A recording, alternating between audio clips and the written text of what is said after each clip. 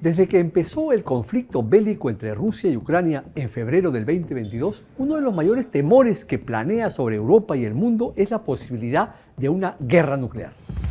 El presidente de Rusia, Vladimir Putin, ha hablado no una, sino varias veces sobre el uso de armas nucleares y en los últimos días agitó con más intensidad la amenaza con el anuncio de una versión renovada de la doctrina nuclear rusa. ¿Pero qué es esta doctrina? Es un documento que lleva el frío y burocrático título de Principios Básicos de la Política Estatal en materia de disuasión nuclear.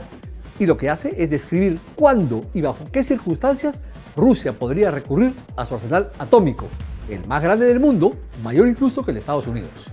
Su primera versión fue firmada por Putin en el 2020 y en septiembre de este año él mismo anunció cambios en medio de una reunión sobre revisiones propuestas.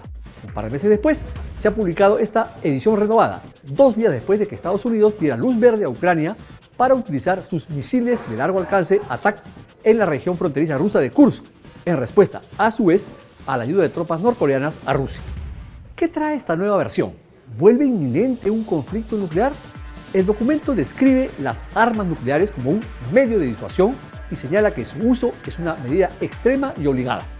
Añade que la disuasión nuclear está destinada a salvaguardar la soberanía e integridad territorial del Estado y desalentar a un posible agresor. Y efectivamente hay 2 elementos que flexibilizan las normas o disminuyen los límites para autorizar una respuesta nuclear rusa. Hasta ahora Moscú podía recurrir a estas temidas armas en 2 casos, como réplica a un ataque nuclear enemigo o cuando estaba en juego la propia existencia o supervivencia del Estado ruso. ¿Cuáles son los cambios más significativos? 1. El Kremlin podrá responder ahora con armas nucleares frente a una agresión que se lleve a cabo incluso solo con armas convencionales y que amenace la soberanía o integridad territorial tanto de Rusia como de su aliado Bielorrusia.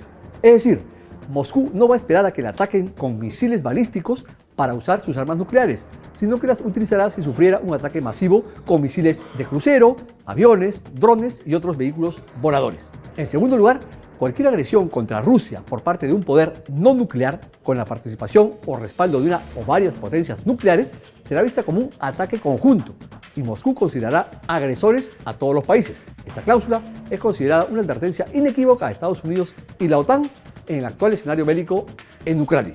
Dmitry Medvedev, vicepresidente del Consejo de Seguridad ruso, advirtió así respecto al uso de misiles de la Alianza Militar Atlántica por parte de Ucrania. En tal escenario, Rusia se reserva el derecho de responder con armas de destrucción masiva contra Kiev y las principales instalaciones de la OTAN, donde quiera que estén, lo cual equivaldría a la Tercera Guerra Mundial. El viceministro de Asuntos Exteriores ruso, Sergei Ryabkov, ha dicho por su parte que su país está entrando en un territorio militar y político inexplorado, en el que la línea que separa la guerra convencional de la guerra nuclear es cada vez más tenue y difusa.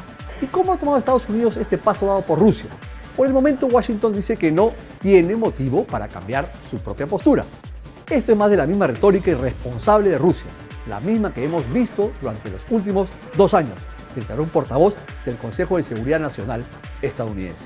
De todas maneras, en los últimos días, el gobierno de Joe Biden concedió a Kiev un nuevo paquete de ayuda militar de $235 millones que incluye equipo de protección química, radiológica y nuclear. Y sigue atentamente las acciones de Moscú, como la del jueves último, con el lanzamiento de un misil balístico contra Ucrania que calificó de experimental de mediano alcance sin carga nuclear y no uno intercontinental. Acerca de lo que podemos esperar en las semanas que vienen, el internacionalista Roberto Jaimovitz le dijo a nuestro diario que Putin ya ha amenazado con el uso de armas nucleares y que, aunque se quede en el campo retórico, resulta peligroso porque puede tener un efecto desestabilizador. Pero es poco creíble que las utilice ahora, porque el mandatario ruso está esperando que Donald Trump suba al poder en enero del próximo año y presione a Ucrania para aceptar un acuerdo ventajoso para el Kremlin, comentó. Sobre la repercusión en Latinoamérica de un eventual conflicto nuclear, el premio Nobel Carlos Umaña, miembro de la Campaña Internacional para Abolir las Armas Nucleares, ICAN, le advirtió al comercio que, de no ser un blanco directo de las armas atómicas, no nos exime de consecuencias globales, como la destrucción de la capa de ozono, la radiación global que se propagaría o el invierno nuclear que afectaría al resto del planeta. Umaña también remarca que hay una diferencia sustancial con el pasado. Cuando hablamos de una guerra nuclear, no podemos pensar en las guerras mundiales que duraron años. Una guerra nuclear no duraría ni siquiera meses o semanas, duraría minutos. Hoy los misiles balísticos intercontinentales pueden atravesar el mundo entero en poco más de 25 minutos. Recordemos que Moscú y Washington controlan conjuntamente el 88% de las cabezas nucleares del planeta. Entre las dos potencias suman casi 11.000 y con esas armas, sobre todo las 2.000 que están desplegadas en estado de alerta y listas para ser detonadas, según los expertos, Rusia y Estados Unidos podrían destruir el mundo varias veces.